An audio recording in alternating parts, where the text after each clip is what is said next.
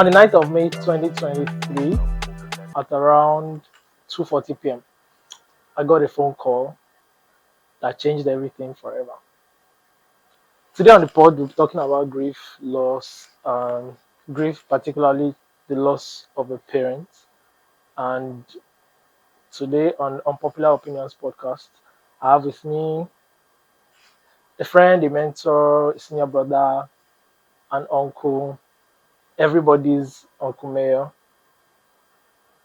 with me to talk about this topic and how grief changes everything.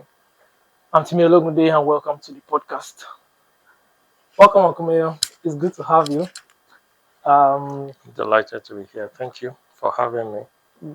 as a more experienced person, because I remember you told me that your dad passed in the year 2000. Yeah. Um, how would you say, or I want you to narrate for the audience how you got the call? Because everyone I've spoken to about losing my dad, I said till tomorrow, nobody has actually said, "Oh, your dad actually died." Everybody was just trying to, beat around the bush and try to gauge, like, am I fine? Like, has he heard? Has he not heard? I mean, so I was playing along till I got it on. Oh, okay. Year 2000, my dad was ill for about 9 months. So basically, we lived in the hospital that year. And interestingly, that was the year I finished secondary school. So I wrote my WAEC, I wrote jamb, Wow. I wrote NECO, all of that, living in and out of the hospital. Sometimes you slept in the hospital, come home in the morning, take your bath, carry your bags, and rush Well, to write your exam and all of that. So that night, I came back from the hospital like 7 p.m. My elder brother took over to spend the night. nice. And then in the middle of the night, maybe 1 a.m. or 2 a.m., I don't know, or maybe 10 p.m., I just knew that we were already sleeping, Mm. myself and my other siblings. And then there was just the blaring of horns at the gate, several cars, Wow. and they had driven in, and there were plenty people everywhere. And my mom was just wailing and saying Baba Intilo, Wow. and there was just chaos everywhere. Oh, wow. How would you say you felt in that moment? Overwhelmed, overwhelmed, Mm. but also supported because everybody was there. My church Mm. had three pastors, Mm. they were all there. A lot of the elders in the church, people. So basically, we weren't alone, but it was overwhelming because I looked at my mom and I knew that her world had just shattered. And that's been so for the past 24 years now. Wow. I want you to juxtapose that Mm. with when you received the call about my dad. Who called you? Where were you? What was that like? I was at home.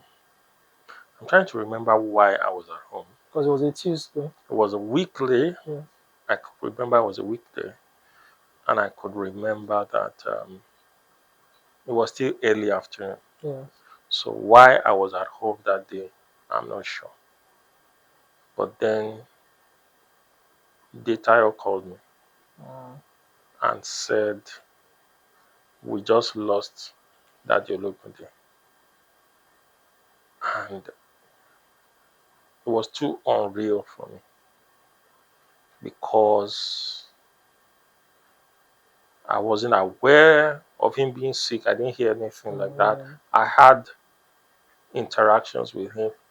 As a matter of fact, he was scheduled to Yeah. come To to my come to office yes on Wednesday, the and have a following day. session with us Yeah. in fellowship. So it was unreal. But the reason they called me was not to break the news. He was The too reason they prepared. called me was that Timlane might call you. Yeah. So we need you to be aware so that you can be ready. Mm. It wasn't like they told me what I should do and then they hung up. Mm. And How much? So how much time was between that call and when I finally called you? maybe 30 minutes. I remember I told my wife, and then we couldn't go to the house because I needed to wait for that call. And it would soon be time for me to go and pick my Okay. kids. Yeah. So I was just waiting. And then when you called, I picked the phone and showed my wife. And then I was like, here we go. Timlay Alpha. Timlay says, I think something has happened to my dad. Yeah. And I said, why do you think that? He said, well, a couple of things have just happened and all of that. Like, would you want me to go to the house and go and confirm? And he Yeah. said, yes, I would appreciate that. Okay, I'll do just that. And that was the call. So I went to pick my kids, then we drove over to the house, Wow. and then the rest of the things happened. Mm. In the years after year 2000, my brother and I became people that are like grief consultants. So when a family is bereaved, they call us and say, where are you? Please, we need you to go with us. Yeah. And then you see people come pick us, we'll go. Because when you're grieving, there's a kind of bond connection you get when you see somebody who has walked in your Your shoes. Yeah. shoes. Yeah. Yeah. And like I always tell people, so free advice. If there's someone around you who is bereaved and you want to be there for the person, it's not about what you say. So don't focus on what you Okay. would say. So, As a matter of fact, we don't need you to say anything. So I always true. tell when I go with young people or any group, I say when we get there, we don't need to say anything. Yeah. We get there, we take off our shoes, get there, sit down, and And just do the be with card. them. Yeah. That's what they need at that time. They just need people to be with them Mm. and be in that moment with them. So did you cry the day your dad passed, or did you cry at all, or how long did it take you to, if at all you did? Because I didn't get to cry because I just had to step up. Like it was just this has happened. I needed to be there for my mom, be there for my sister, be there for everyone really, and everybody that came around will say you have to be strong for your siblings. Like so, how I was feeling didn't matter at the time. So I literally had to put all of that aside and just be there. And I remembered in my own case, I tried to get to Ilorin that night, and I remember we were on the phone back and forth, and I kept updating you my journey because there was just this crazy traffic on Obafemi Awolowo that lasted all the way to Otedola Bridge. So before I could even get to Bega, it was already past 9, and I tried to leave the office because what had happened was after I got the call, immediately I just lost strength in my feet, so I couldn't stand. So I just sat down. My throat became dry. No matter how hard I drank water, my throat was just dry. So I couldn't make any sense of it because my mom just called and said, and she said in Yoruba, "Fi gbogbo nǹkan tó bá ń ṣe lẹ̀, máa bọ̀ ńlọrin sínsìn, your dad is ill." Those were her exact words. And I knew, of course, he couldn't be ill because we had spoken like 3, 4 times that day on different things. And the last conversation we had, he had just said, "I'll make up my mind and get back to you." I was getting shock absorber. So he had said, "I'll make up my mind and get back to you." So I was just expecting that getting back to. So when my mom was calling, if I was saying what has happened again, like why is she calling? Because we just literally got off the phone, and then that was it. So I called. I know I called a bunch of people. First, I called my friends at work. I called Benga because he was to come work that he wasn't feeling fine as well. So I called him. He wasn't answering his phone. So I called his wife. His wife said he was sleeping. So I just said, okay, this is what's up. Just let me tell him when he wakes up. No, I think no, I even asked her to wake him up. That's why we are. So I told him, and he couldn't fathom. It was just like what's going on again. And then I called Bolu that I need to get to Ilorin immediately. Can we go together? And Bolu said he was just arriving Port Harcourt for another friend of ours, his dad's burial. So I called Tayo. Tayo said her dad had just left Ogumosho and was heading to Ilorin. I didn't know Tayo had even heard. So I just said, well, this is what I was told. But unknown to me, Tayo had heard. So I tried calling her mom. And it was weeks later, her mom was telling me, like, the phone was there, but she was like, that it's not me That will pick this call. that picked this call. She told me. Yeah. She told me. So, and I mean, I called a bunch of other people. I called Tayo's dad himself, and he also played Oblivion and said, well, I'm on my way to Ilorin. I'll get back to you. So when everybody was just dribbling, so I called my wife's elder sister, Auntie Toby, and then I just told her like something has happened at home. Where are you? And she said she was just getting to her gate. I was like, please don't even enter. Just turn back, go to the house, and let me know. So she was like, oh, I'll get back to you, and she never did. So I'm like, okay, like even if he has died, just say it so I know the The next steps situation of because things. time was going. Because by now it was now past 4, and I was looking at the time that okay, but to get to Ilorin, I'll still need some hours of driving time. So I called Uncle Deji and told him like I need to get to Lorry. I think daddy just died and I want to take the car. So it was like, oh, sure, no problem with the car. But it was like, so who's going to drive you? And I was like, don't worry, I'll drive myself. And he was like, yeah, I get that. I don't have an issue with you driving, but if you can please get someone to drive. And getting back to the office, I think the car key and I was like, so guys, I'm leaving. And I mean, I remember bumping into some of my colleagues on Obafemi Awolowo. They were now closing. So this was already past 5. And I told them that, look, my dad just died. And I remember there's this lady we call Lady K. She just dropped her bag. She was so shocked on the road. So I walked back to the office, and then I was going to drive, and my colleagues were like, "No, no way!" Like, except we saw the office driver, Mm. they won't allow us to leave. So getting out of Lagos was already like 6:30 before we could leave the office and all of that. So I remember, and several people along the journey. I remember different people just started calling me, and they would just say, "Oh, we just thought it's been a while. We didn't hear from you." And I was telling the driver that this person has said they're just trying to gauge if I hear. So would you say there's a way to break such news? I think the challenge with a lot of people wasn't a reluctance to break it. They were just not sure whether I was their place. Their place, okay. So if when they called me, they said, we have not been able to tell him. Help us tell him. Okay, that'll be a different conversation.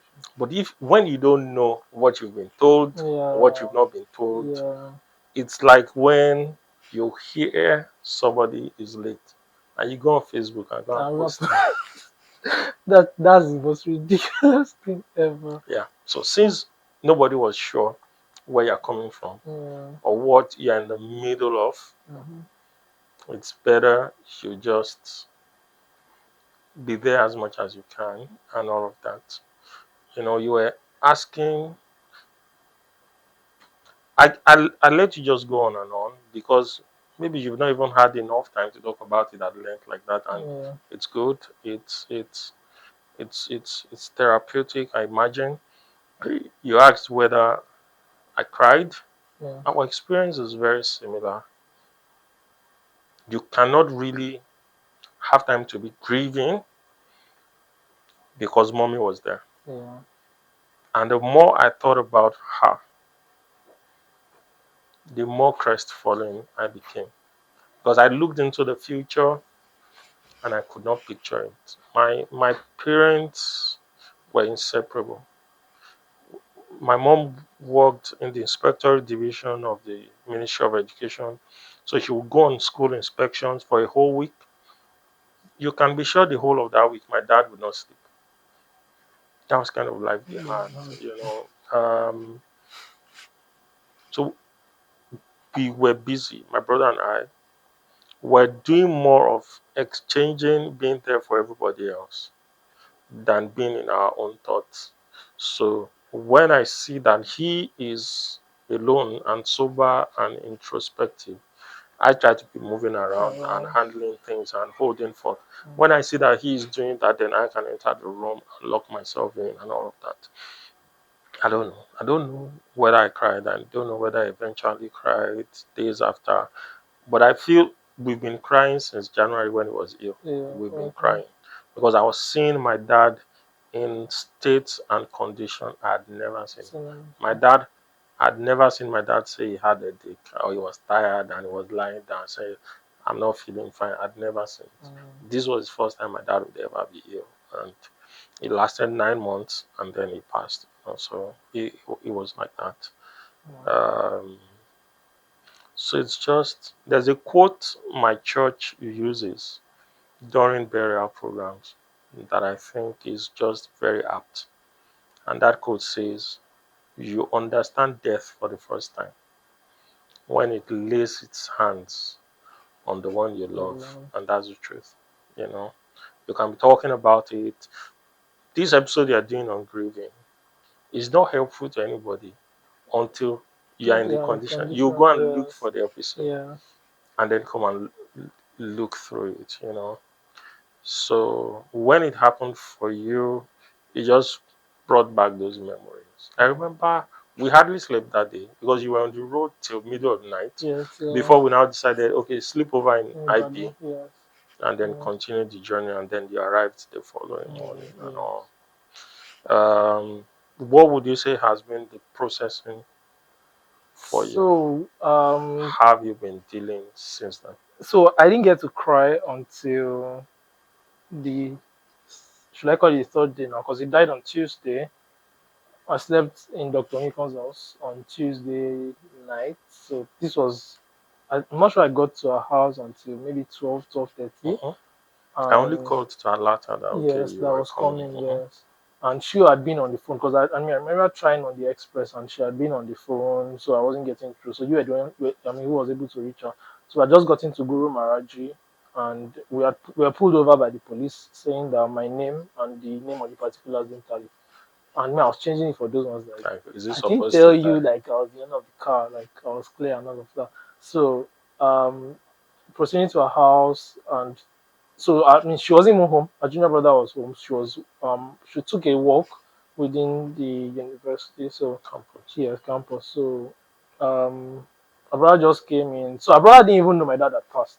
So apparently she just told him someone's coming, just hold the fort before I get there. So she just saw me, just hugged me, and then I tried to sleep. I remember she cooked. I didn't have appetite for anything. I just wanted to sleep, but I tried. Like I tried to close my eyes, but the thought just kept coming back. Like, but it's not possible. Like it can't be because I mean it's one of those things when like Bolu jokes a lot about this, and Bolu will say, "Don't say it can't be me because it will be very you." That's how Bolu says it. And I'm like, so that was what was happening in that moment for me. So at around 3 a.m. when I couldn't sleep, I then called Auntie Bimbo in the US. And then I even greeted her children and then I just broke it to her. And I was like, Daddy is dead. And she was like, which daddy? So I was like, my dad. She was like, which your dad? So I was like, my I dad, have no, only yeah, one. I have only one. And she was like, but that Wale? I was like, yeah. And she screamed. So she had screamed so much. Her husband ran out and I was like, what happened? Hope everything's fine. She was like, Daddy, Auntie, now is cool. He screamed again and then she put on a conference call, called her sister, and told her sister that, where are you? That because their mom had just arrived and I think my dad was the last person her mom spoke to before she got on the plane to the US. Mm. So she was like, where are you? She was like, she's in sitting room. She was like, okay, get away from where mommy is. I need to tell you something. So she entered the bedroom and I was like, Daddy, I'm tonight to go. And then she screamed like, we're just telling you like not to shout and all of that. So getting to Ilorin was this, I mean, so this was Wednesday. So Thursday morning, Mm. I needed to do something. And he was the one that had the answer. So till tomorrow, I can't remember what exactly it was. So I was walking back to go and ask him. So it was in that moment that it dawned on me that wow, this man is no more. There's no So asking yeah, him there was again. no. So I just broke down crying, and I was on the phone with Dara, so she started crying as well. But it was just, I think that was the only chance I could say I got to cry. Mm. So yeah, I cried in that moment. Then Mm. we were winging it from then, and more challenging was the I started doing statuses as I got better because at the time now because of the peculiarity of the times, Mm. virtually everyone I'm close to is now out of the country. So it was hard to even talk to anyone. So I started doing statuses to just express how I Express your feel. feelings. Yeah. And a lot of people had issues with it. Started telling me I was acting like a woman, men should not be doing statuses like Mm. this.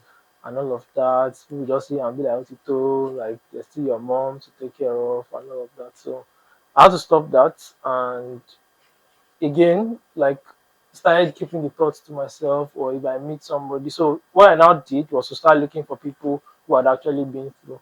Mm. And in that moment, I think I remember I was able to count not less than 15 of my friends who had been through What? something similar. So I remember talking to you, talking to Shogo, talking to Inyolua. And then Inyolua told me how it even happened as far back as she was in SS2. She was in Yeah, secondary which school. was very shocking to me. And I remember asking her how she knew.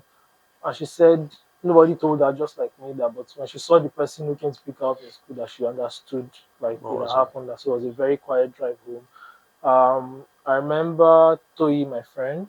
I remember Ibukun, my friend as well. I remember Femi Maloye. I mean, the list is long. Is Mm. long. It was a long list. So interestingly, I then stumbled upon this. There was this pod. I can't remember the name of the lady who was narrating how her dad was shot in their house in Ikeja on a Christmas morning, Mm. and our mom died. I think 2 or 3 years later in her sleep, and she was the one with her. So that episode really helped me. And she mentioned one thing that was very profound, and it was that the devil tries to make you feel like you are the only one experiencing what you're experiencing. So, but that opened my eyes to also look around and see that okay, I'm not the only one. So I remember speaking to Bemi Sola a lot, and she would say, "I'm sorry, I can't help you because I don't fully understand Mm. how you feel." Mm. And so it was just a lot.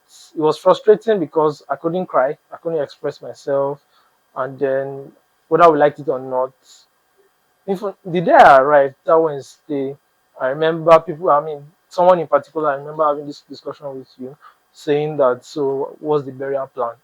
And I was like, Shendro, come put tell me. And so, I mean, so there are those, I mean, so I eventually started saying that there are those that don't just know what to say. Mm. And then there are those that maybe they just don't know a better way to be there for you. So there's a confusion of how to help. So they just say it as it comes to their mind, but it can easily come off the wrong way. Mm. Yeah. So three things. One, grief is a journey, and that's why you see, it wasn't like you had written it down. You were just walking through that Yes. journey again, Yes. how it happened for you. And it's interesting how God will send people who have been there. There's a way that helps you. You will meet some other content. You might read something, you might watch Yes. something that would also help. And then reacting with people, getting different reactions one way or the other. Some would annoy you, some would frustrate you, and all of that. So grief is a journey. Secondly, which we should also ask Phoebe when we see her, what do you do with your feelings? Mm. Because now you are putting your feelings in snippets Yes. on your timeline. People are Yes. saying, "Are you a woman?" and all of Yeah. that. What am I supposed to do with my feelings? Not just negative feelings, not just traumatic feelings, even affectionate feelings. When you do it, they say, "What is wrong with you? You're not a Yes. woman," and all Yeah. of that. Yeah. What are people, human beings, supposed Supposed to to do do with with their your feelings? feelings. Are feelings meant to be bottled up? Why is it a problem for us Mm. when we see people being effusive with their feelings? And then lastly, people always feel when you're at a loss for what to do. We try to fill those silences or those awkwardness with speech. That's what Yes. makes people say all At kinds of that things. point. But in our own case, he was buried on a Thursday. So by Monday, Tuesday, my brother and I were already pricing, Coffee. coughing, going to tailor, getting what we would wear sorted, getting people who would go and dig grave. By Wednesday night, it was a wake keep. I remember that wake keep very well because it rained heavily. It was Mm. September. Wow. It rained heavily, but nobody stood up. Wow. So we were all in the rain. Wow. As in, we were in the rain. We had a group of young people called Echoes of Grace. Those Mm-hmm. guys were angels that night because they were running around, bringing umbrellas, helping people get into their cars and all of Oh, that. okay. My brother gave a very moving tribute that evening. It was a it's an experience you never forget. It Yeah, stays with Egbon. you for Yes, forever. yes, yes. Um, but then you are also able to be grateful to God for what He has done, how He has Yeah, carried you. You look back, you see His faithfulness, yeah. and when you think about the things that have happened since He went, it will shock you. You would wonder that, oh, you This mean was all of possible. this Yes. has happened? Yeah. But it's okay. Yours is still much fresher. Yes, very, It's very. people like me that should be, as you were talking several times, I felt like doing this. Then I remembered how people would say, "Why are you doing that? You're embarrassing him. He's a man." Yeah, So we keep yeah. our hands to That's ourselves. ourselves. You go, you know, we go to somebody who's bereaved. Yeah. We don't know whether to hug the person or not. No. Maybe Yes. females would hug you, Yeah. I but the mean, males, it was maybe just some yeah. would, Some did. I some mean, would a lot of not. people did. I Yeah, remember. I and all remember of my that. year when I saw my year. Mm. Yes. And maybe that's the only time you have ever hugged, since both of Okay, you have so known each other. myself, Bolu, and Shaya, I think we always and Femi Rabe too. Yeah, we Mm-hmm, always hug mm-hmm, standard when we see each other. So mm-hmm, yes, so I think it took like a week or so before Bolu came down. So mm-hmm. yeah, when we saw, yes, gave me a very Long big hug, hug. yeah, Yes, big. yes. I had one more question. I'm trying to remember it now. But okay, yes, it was the responsibility falling on you because in my case, and I think similar to yours, I now had to plan the funeral, and it was a very cold time because I never imagined going to price coffee. Like I never felt it was in my place. So Mm. I Or remember not yet, going. at Yes, least. um, I spoke to the guy who was running the funeral home, and then he gave prices of different types of caskets, and I didn't think that coffins should be that That, expensive. It exactly. was ridiculous. And Mm. then eventually I had to go to town and then consider options. And I remember my cousin until I thought she broke down there and she was like, are we really Doing doing this, this? yeah. Yes. And because he wasn't sick Mm. at At all, all. at all. Yes. At He all. still went to the bank that day, Yes. Yes. you know, And so I mean it was crazy. And then we're buying rice and cow. and calculating number of Number guests of guests and and plotting logistics. yes. Yeah. Yes. I found out that when I found myself on podcast, I end up wrapping up for the person. So I'm about to do that again. And in doing that, I would just say for everybody who's watching and everybody who would watch, now that you have your loved ones around you, whoever it is, your dad, your mom, your siblings, Mhm. appreciate them more than ever No, never before before, yes. and let them know how much they mean. Let them know that you love them. Let them know that you care. Mm. Pack as much meaningful moments together as Together. possible. Yes. Make it count. You would not always be together. Together, yes, That's a absolutely. definite. We Yes. would never Always always be be together. together. So let us. My dad passed on a Sunday, and Monday night, I wrote his full biography as it would appear in the In the burial burial program. program. And I was just 18 years old. Mm. So there was no, let me quickly go and fill in the gaps with mommy. Mommy was not in Was that not even space, of you course know. not. So if you had not been sharing moments where you knew the details about each Yeah, other's lives, yes. there will just be gaps, yawning gaps everywhere. I have Everyone. people who are my age today. They cannot write something like that about their dad because they True. don't have Yes. conversations like that. So Yes. that would be my parting shot today. Yes. And death is an inevitable eventuality. Yes. That's a mouthful, but it's very Very true. true. And so let's be guided and let's prepare. Thank you My for final having me. words will be that just like you said, picking up on the last thing you said, my reverend will say what qualifies us to die is that you were born. Exactly. That and then secondly I would say Something I wish I did better, which I would advise everyone to do now as much as possible, is make a lot of memories and take a lot of pictures of those memories with Mm. those that you love, because when they are gone, you would wish you did. You did. So I mean, it was difficult to get pictures of my dad with myself, or I think my sister even tried. She had videos, but Mhm. I don't, because it was just always weird that when I now pick phone and say, "Ah, That daddy, that let's one for a where you selfie." were like this, Yes, yeah, that we was even in the we UK. we all screenshot it Yeah, because that was the that only was the one. only one, That yes, was and that was available. even in the UK. And but I didn't have like much of those, so we have to like hold on tight to To the the very few picture that we that we can have. find. Yeah.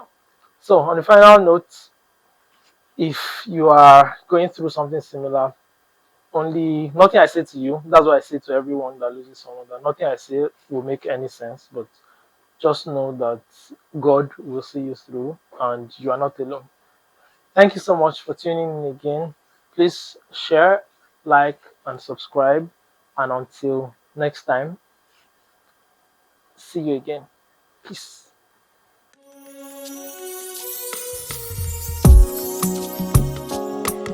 I will not do anything. He will from the uncle tell you, forget about it. I can't do it, I don't have time. But whatever you ask him to do, he will go over and beyond. And in the video, you hear him quoting Philippians 4:11 to 13. I always tell my friends, whenever I'm broke, and I'm telling somebody I'm broke, you don't believe. The reason is Philippians 4:11 to 13. But we've learned from Daddy both how to abase and how to abound. So whatever it is you are going through, it will never look like what you are going through.